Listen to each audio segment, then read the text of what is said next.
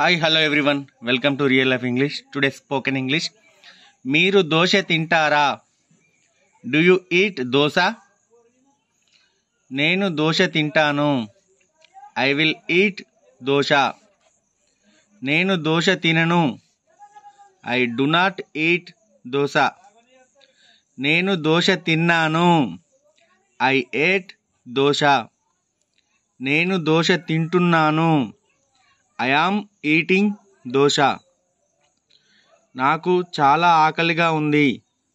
I am so hungry. అందరం కలిసి తిందాము. Let us all eat together. మీరు తినండి. You eat.